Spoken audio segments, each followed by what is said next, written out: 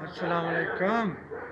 ਕੀ ਹਾਲ ਹੈ ਮੇਰੇ ਇਮਰਾਨ ਖਾਨ ਦੇ ਸਾਰੇ ਸਪੋਰਟਰਾਂ ਦਾ ਤੇ ਮੇਰੇ ਵਰਗੇ ਵਰਕਰ ਵੱਲੋਂ ਸਾਰੇ ਇਮਰਾਨ ਖਾਨ ਦੇ ਸਪੋਰਟਰਾਂ ਨੂੰ ਸਲਾਮ ਅਲੈਕੁਮ।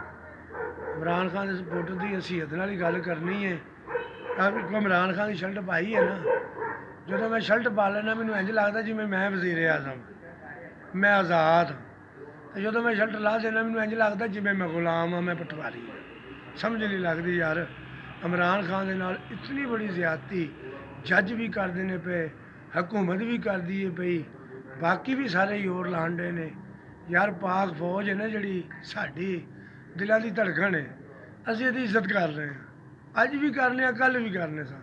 ਇੱਕ ਦੋ ਬੰਦੇ ਦੀ ਵਜ੍ਹਾ ਤੋਂ ਪਾਕ ਫੌਜ ਵੀ ਬਦਨਾਮ ਨਹੀਂ ਹੋਣੀ ਚਾਹੀਦੀ।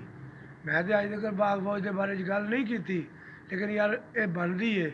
ਬੀਬੀ ਬਾਠ ਜਵਾਨ ਮੁਸਤਫਾ ਸਿਆਣ ਉਹਦੇ ਨਾਲ ਅਸੀਂ ਖੜੇ ਹਾਂ, ਮੀਆਂ ਅਰਕਮ ਖਾਂ ਹਲਕਾ ਠਾਠ ਉਹਦੇ ਨਾਲ ਖੜੇ ਹਾਂ, ਬਲਾਲ ਅਜਾਜ N81 ਉਹਦੇ ਨਾਲ ਖਲੋਤੇ ਹਾਂ। ਯਾਰ ਕੋਈ ਸ਼ਰਮ ਕਰੋ, ਕੋਈ ਹਯਾ ਕਰੋ, ਇਮਰਾਨ ਖਾਨ ਨੂੰ ਰਿਹਾ ਕਰੋ।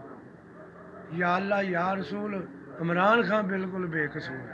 ਇਮਰਾਨ ਖਾਨ ਕੋਈ ਚੋਰ ਨਹੀਂ, ਕੋਈ ਉਹ ਨਹੀਂ। ਵੇਖ ਲਓ ਜ਼ਿਆਦਤੀ ਹੋਣ ਦੀ ਇਹ ਇੱਥੇ ਨਹੀਂ ਤੇ ਅੱਲਾ ਕੋਲ ਜਾ ਕੇ ਇਹਨਾਂ ਸਾਰਿਆਂ ਨੂੰ ਭੁਗਤਣੀ ਪੈਣੀ ਹੈ।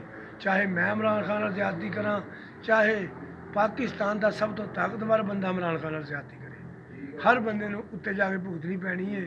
ਤੇ ਜ਼ਿਆਦਤੀ ਨਹੀਂ ਕਰਨੀ ਚਾਹੀਦੀ। ਇਮਰਾਨ ਖਾਨ ਨੂੰ ਰਿਹਾ ਕਰੋ। ਇਮਰਾਨ ਖਾਨ ਜ਼ਿੰਦਾਬਾਦ, PTI ਜ਼ਿੰਦਾਬਾਦ, ਜਵਾਨ ਮੁਸਤਫਾ ਸਿਆਣ ਜ਼ਿੰਦਾਬਾਦ, ਮੀਆਂ ਅਰਕਮ ਖਾਨ ਜ਼ਿੰਦਾਬਾਦ, ਬਲਾਲ ਅਜਾਜ ਜ਼ਿੰਦਾਬਾਦ।